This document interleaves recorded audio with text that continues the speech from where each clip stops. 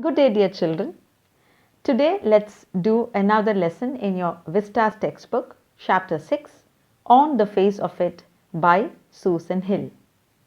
Now, let's take a quick look about the details of the writer. Susan Hill is an English author of fiction and non-fiction works. She was born on 5th February in the year 1942.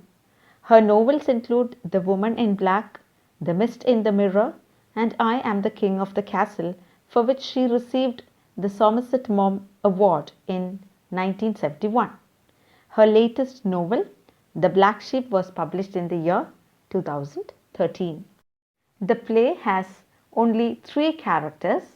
The first character is Mr. Lamb, an old man with a tin leg, because his actual or real leg got blown off in a war.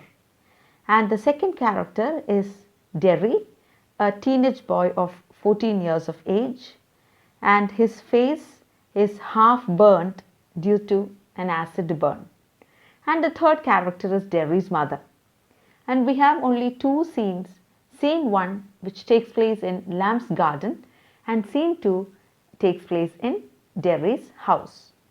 And the story is all about a teenage boy, Derry, who has a burnt face, and Mr. Lamb, who is a disabled old man with an artificial leg made of tin.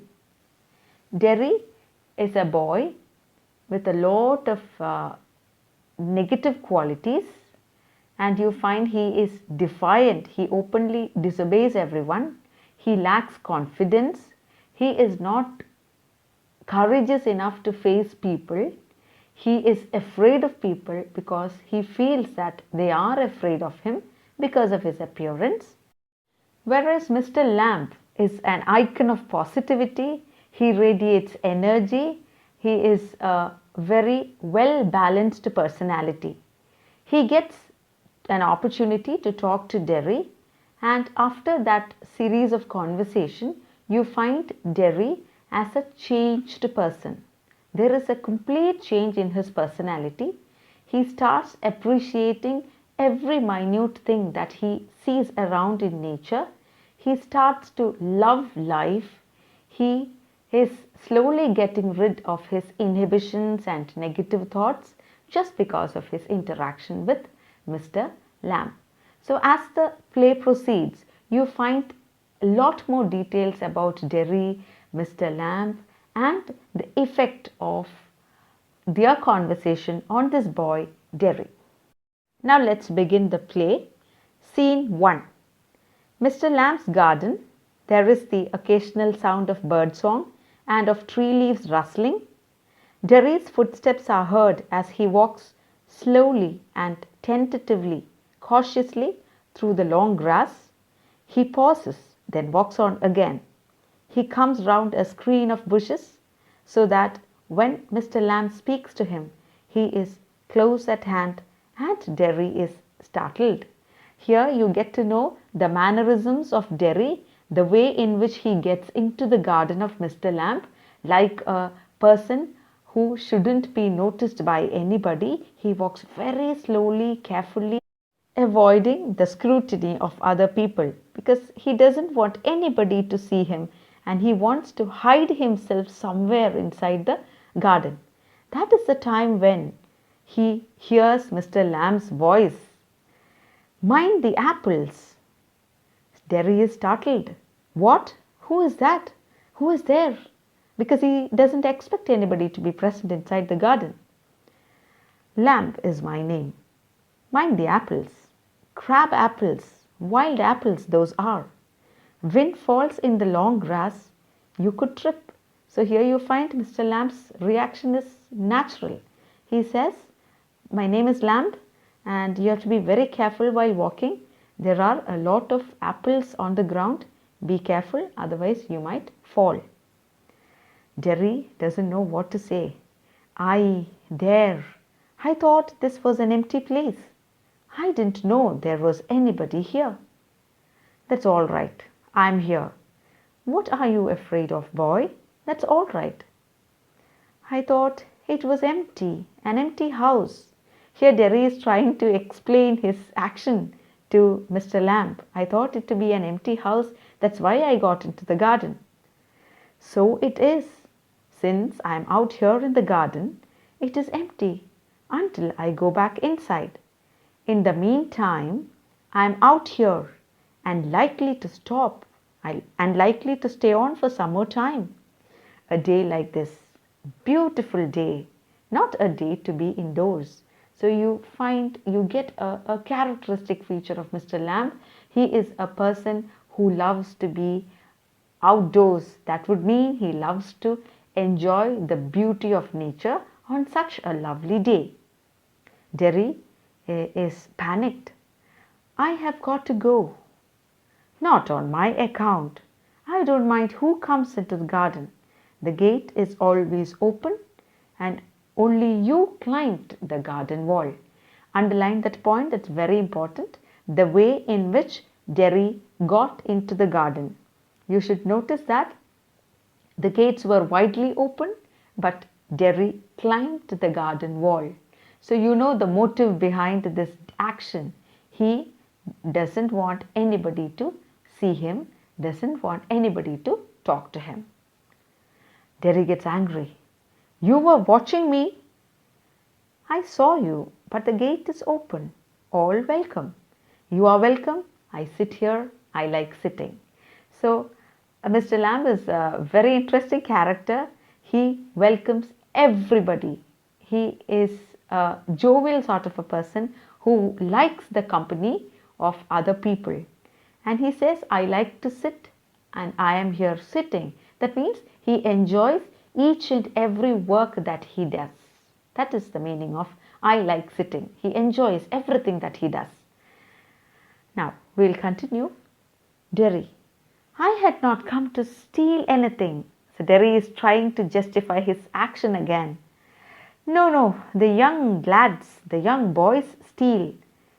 Scrump the apples. You are not so young. I just wanted to come into the garden. So you did. Here we are then. You don't know who I am. A boy, 13 or so. 14. But I have got to go now. Goodbye. Nothing to be afraid of. Just a garden. Just me. But I am not afraid. People are afraid of me. Underline, that's a very important point. People are afraid of me. Why should that be? Everyone is. It doesn't matter who they are or what they say or how they look, how they pretend. I know and I can see. See what? What they think. What do they think then? You think here is a boy. You look at me and then you see my face and you think that's bad. That's a terrible thing. That's the ugliest thing I ever saw. You think, poor boy. But I am not poor. Underneath you are afraid. Anybody would be I am. When I look in the mirror and see it, I am afraid of me. Underline that particular sentence, I am afraid of me.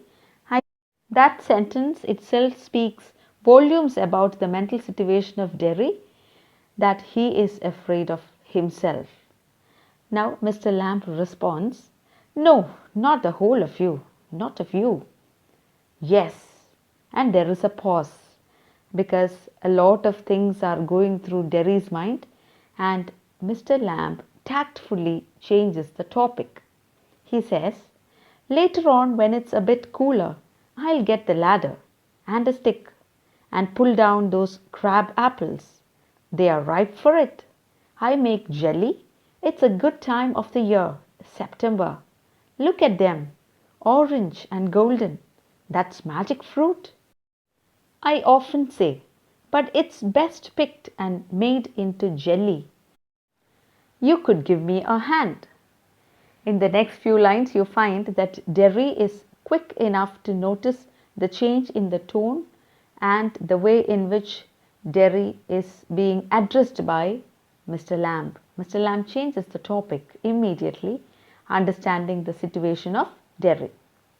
Derry responds, what have you changed the subject for? People always do that. Why don't you ask me? Why do you do what they all do and pretend it isn't true and it isn't there? In case I see you looking and mind and get upset, I'll tell you.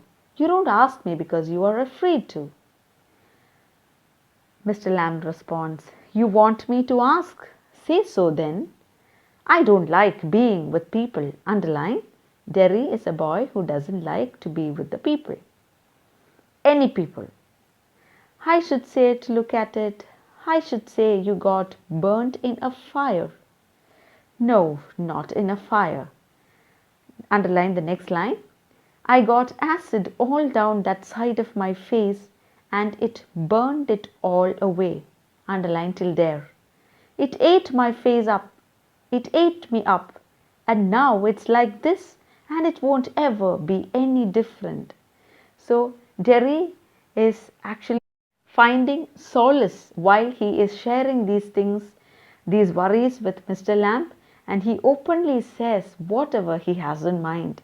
He says, acid burnt my face, not only my face, but my own self. That's what Derry says. Everything that he has in mind, he shares with Mr. Lamb. And Mr. Lamb responds, No, aren't you interested? You are a boy who came into the garden. Plenty do. I am interested in anybody, anything. There is nothing God made that doesn't interest me. Underline that point. He is interested in everything. Look over there, over beside the far wall. What can you see? Rubbish. Rubbish? Look, boy, look. What do you see? Just grass and stuff. Weeds. Some call them weeds. Weeds are unwanted plants that grow amidst the crops. Some call them weeds. If you like then, a weed garden, underline a weed garden, that there is fruit and there are flowers and trees and herbs, all sorts. But over there, weeds. I grow weeds there. Why is one green growing plant called a weed and another flower? Where is the difference? It's all life, growing, same as you and me. So Mr. Lamb opens Derry's mind into the wonders of nature. He says, each and every little thing that you find in nature is created by God and each and everything is beautiful. Now Derry responds, we are not the same. Okay, Mr. Lamb agrees. I am old, you are young. You have got a burnt face and I've got a tin leg. Not important. You are standing there and I'm sitting here. Where is the difference? Why have you got a tin leg? The real one got blown off years back. Underline what happened to Mr. Lamb. Lamy lamb, some kids say. Haven't you heard them? You will. Lamy lamb, it fits, but doesn't trouble me. But you can put on trousers and cover it up and no one sees. They don't have to notice and stare at you. Mr. Lamb responds, some do and some don't. They get tired of it. In the end, there is plenty of other things to stare at. Derry says, like my face. Like crab apples or the weeds or a spider climbing up a silken ladder or my tall sunflowers. Derry says, things. So Mr. Lamb is trying to pinpoint at the important things or important plants that he has in the garden to help Derry understand the importance of each and everything that is present. But Derry categorizes all those into one head, that is things. It's all relative, beauty and the beast. What's that supposed to mean? You tell me. Here, what do you mean by relative? For example, an object may be a beautiful thing for me, but it may not be as beautiful as I feel to someone else. It largely depends upon the perception of the observer. The person who sees it determines whether that is beautiful or not.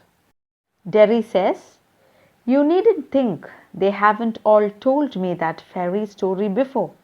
It's not what you look like, it's what you are inside. Handsome is as handsome does. Beauty loved the monstrous beast for himself, and when she kissed him, he changed into a handsome prince. Only he wouldn't. He would have stayed a monstrous beast. I won't change."